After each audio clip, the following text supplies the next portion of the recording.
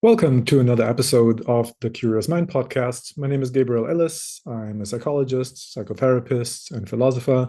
And today, indeed, I want to dig deeper into the philosophy of connectedness and of loneliness, a topic that I have introduced in the previous episodes already, and focused there on the more social roots of the problem, the psychological aspects of the problem. And today I want to focus on why social life connectedness is an issue at all and why it seems to be so difficult to emancipate ourselves from this issue. Today, I want to show that it is indeed impossible to emancipate ourselves from this issue, to finally solve it in a satisfying way. The basis for loneliness and connectedness lies in, obviously, in the success or failure of recognizing others and of being accurately and adequately recognized uh, by them. There are three prerequisites for social connection and loneliness. One is a separation from the other. So this is just obvious. The other has to be something else than me so that there is a connection possible at all. The second prerequisite is that I have a need to establish a connection with this other. So in most situations, the stone on the street is something different than me, but I don't have a need to connect with it. So in order to have a topic of connectedness, a social topic of recognition, there needs to be an other, typically a human being, and my need to connect to them. And third, the prerequisite is the ability to identify myself with things that are not me, meaning that I perceive the other person as part of me or myself as a part of them.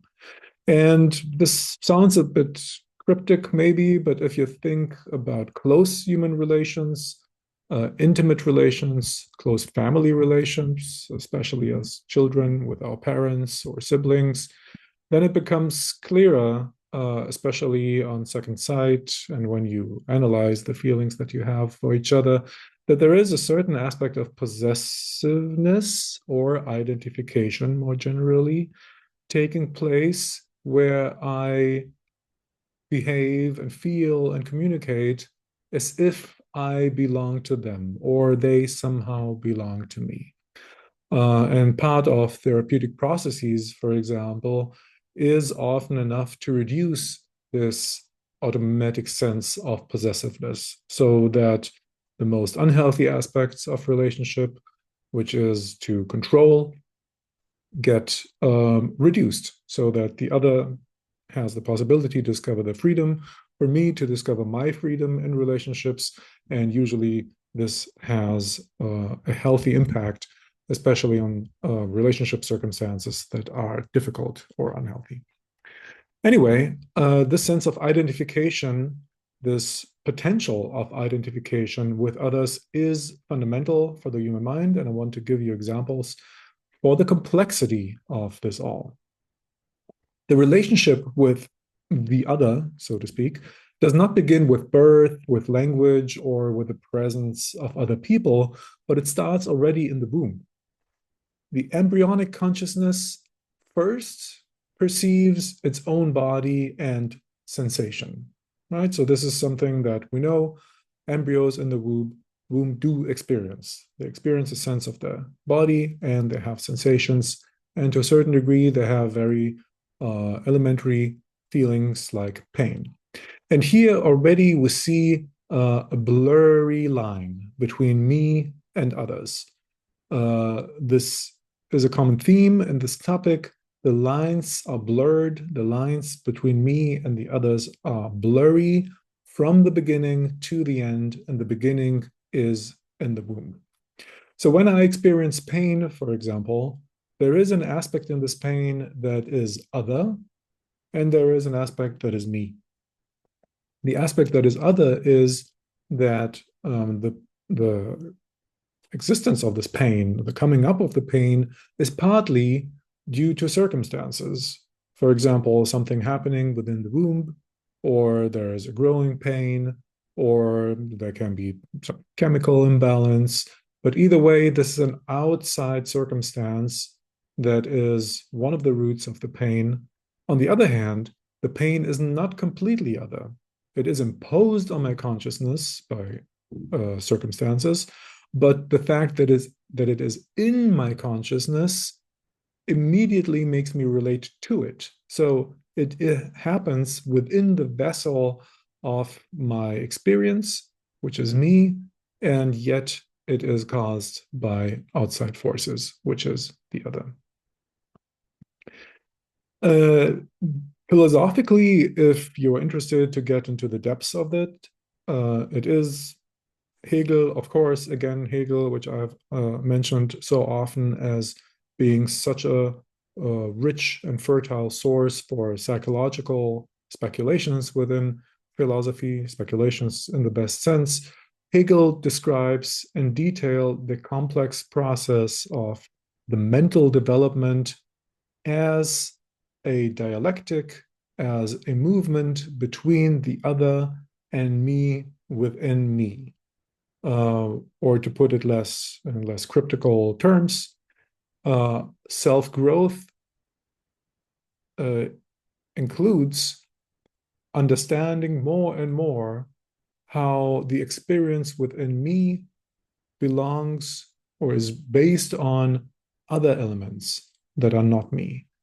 To emancipate myself from it, but not in the modern sense of becoming more and more independent, but by more and more understanding how the spirit functions, and thus both, so to speak, uh, understanding and incorporating the other within me, and through this process to become more independent and more encompassing as a subject.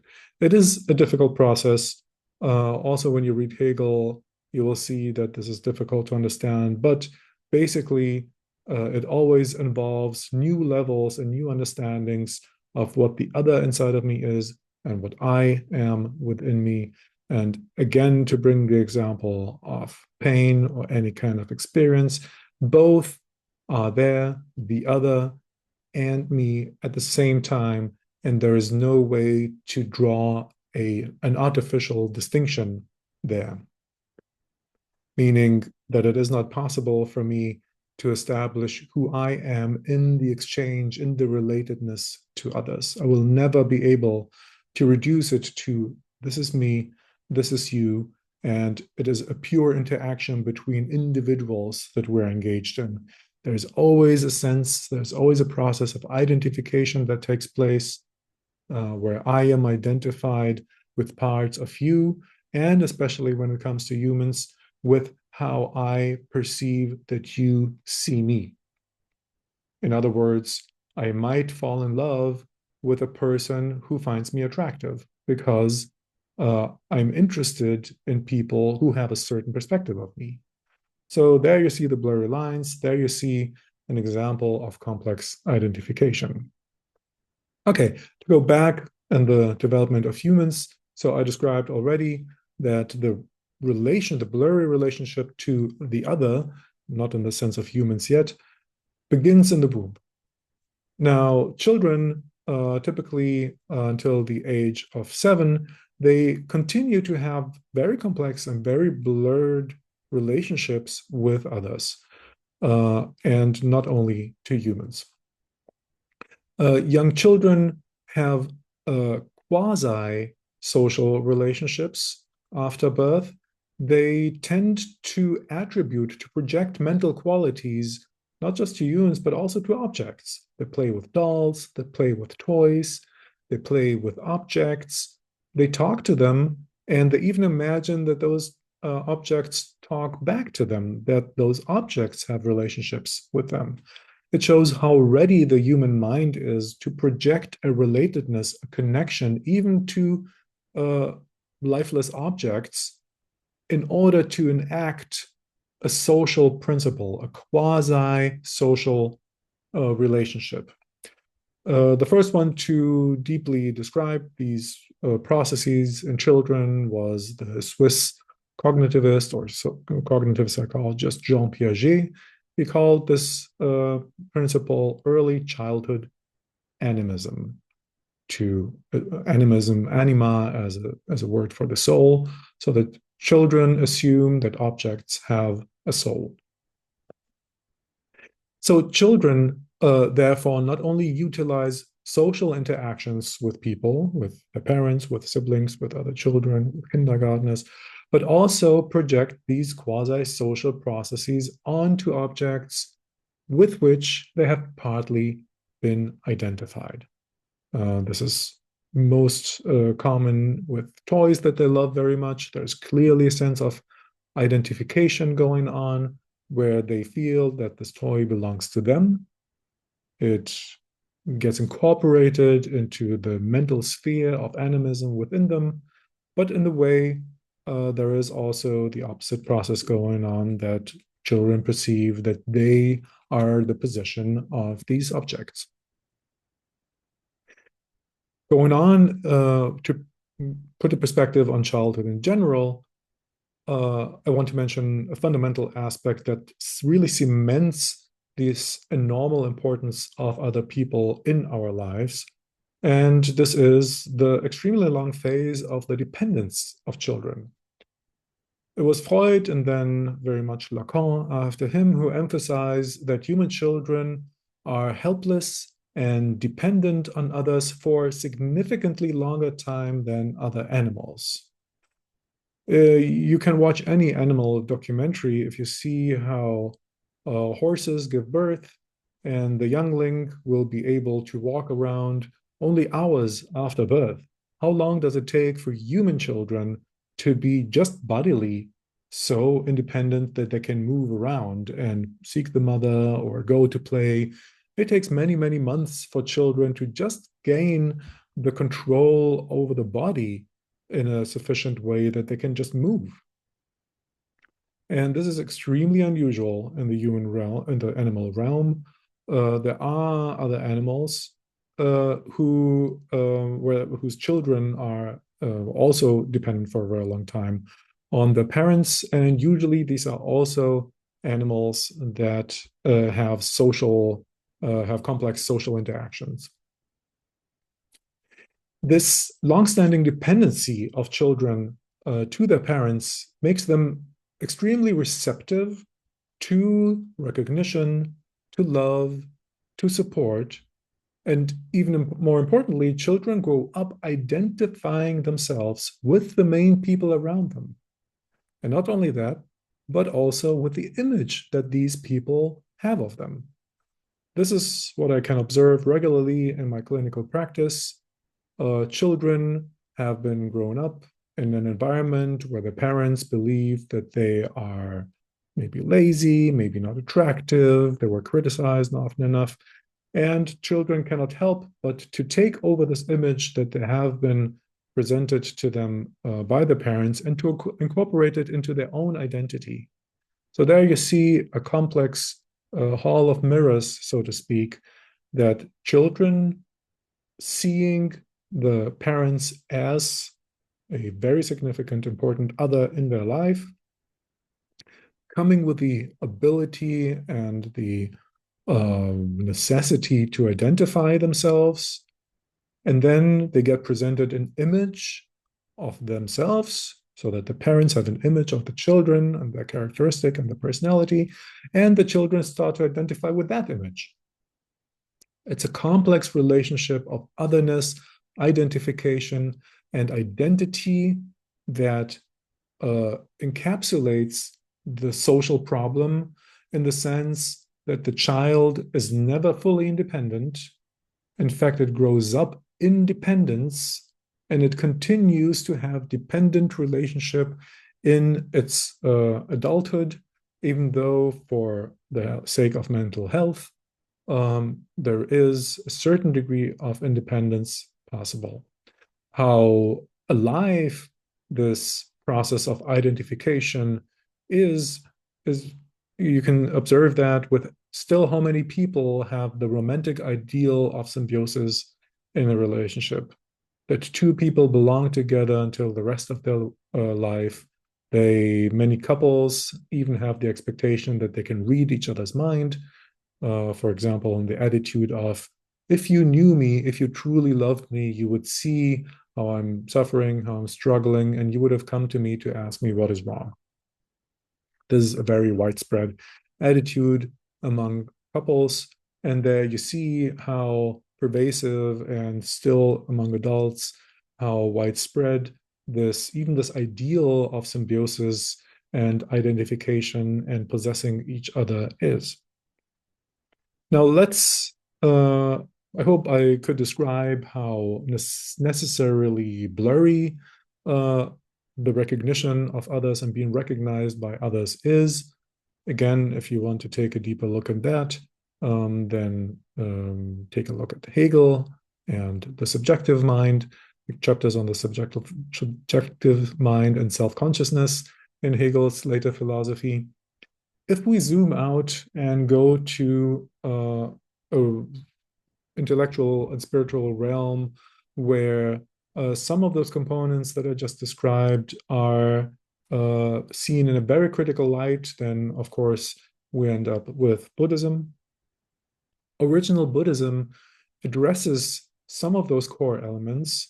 And in fact, if you go into kind of some of the most fundamental concepts in ancient Buddhism, then identification, this automatic process in the mind of identifying itself with other people or with objects, is seen as one of the main reasons for suffering in human realm, and on a more cosmic level, on one of the main components that keep subjects in samsara, in the wheel of almost infinite rebirth, unless we completely transcend it and achieve nirvana. There is even a meditation practice that addresses this directly. This meditation practice is the practice of perception of not self or non-self. And this is called anatta sanya in Pali. And in this practice, what we do again and again is to disidentify, not even from outside objects, on possessing them. At this stage, the practitioners have long mastered that already. But in this meditation, we practice to observe mental phenomena inside our minds, such as thoughts, feelings, perceptions, and to disidentify from them. So we're countering this fundamental aspect of the human mind, which is to constantly, or at least partially, identify with what is going on within us. We take that as the object, and we try to take away the identification aspect of that. And kind of if you want, kind of a repeating attitude in this practice is to say, this is not mine, this is not me, this is not myself, this is not a part of me. So this memory is not me, it's not part of me. This feeling is not me, is not part of me. And with this practice of going against identification, Buddhism obviously goes not only against something that we kind of would wish to have less of in the life, that identification would be something that obstructs a healthy way of living and we would like to reduce it. No, it goes against identification in the mind in general, which is such a radical perspective on the mind. And it makes clear that when we have basically solved this riddle, when we overcame this obstacle of identification, we have not just improved the quality of our life because we have stopped this messiness of the blurry lines between me and the other. This is, in fact, one of the key practices or key elements of achieving nirvana, which just shows how fundamental identification is in the mind. It's not just, a minor component, something that possessive people do, or people who are superficial and then identify with success or money. No, identification is at the root of the mind. It is something that makes us very much alive and human, and something that, from the perspective of Buddhism, needs to be completely transcended in order to free oneself completely from the shackles of reincarnation, which is, again, Buddhist perspective. It's not a fact, but this is from the perspective of Buddhism. Okay. As long as we don't undergo such radical transformations, and I would assume that the vast majority of humanity doesn't, both identifications and the consequences will remain inevitable components of our minds. And this means that it will remain ever unclear and blurry who I am as an individual subject and who others are independent from me. So clear dividing lines between myself and others simply don't exist.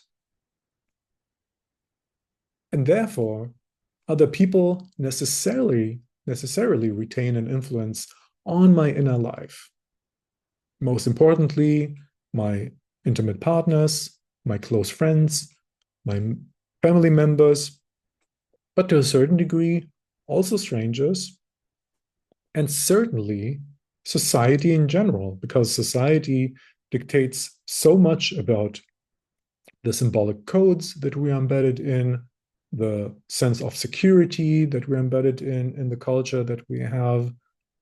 Can we trust the mechanisms of security, the mechanisms of success, the access to joy and lust in the society? This is so much not only on an individual or group or family level, but this is tribal, this is societal.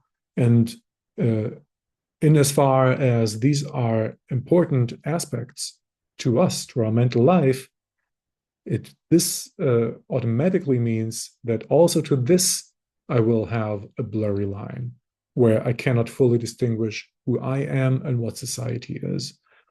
And also that society is not independent from the individuals, obviously, that it consists of. Okay, this was it for today. It was rather concise, extremely difficult topic. I do not assume that you fully can accept what I said based on this, but if you go into the philosophy of social recognition and, for example, in the philosophy of Hegel or into sociological studies, I think that you will see that what I outlined here as a sketch remains valid. And especially keep in mind if you want to, on a day-to-day basis, understand the difficulty of the blurry lines between you and others, then for sure you can observe children.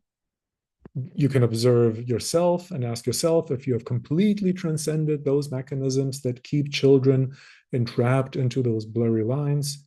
And if you want to make sure, then observe the struggle that you have in the intimate connections that in the intimate relationships that you have, and the family that you're embedded in. And I think that this will sufficiently show you that it is nigh impossible for us to have a truly separate sense of identity without taking into account the recognition and the images that people have of us. Okay, this was it for today. Next time, I will focus on the practical aspects, on what we can do in order to overcome the sense of loneliness, the sense of separation. And with this, then I will conclude this small cycle on the new loneliness, the new separatedness, as I've coined it in the beginning. Thank you for your attention, and I hope to see you next time.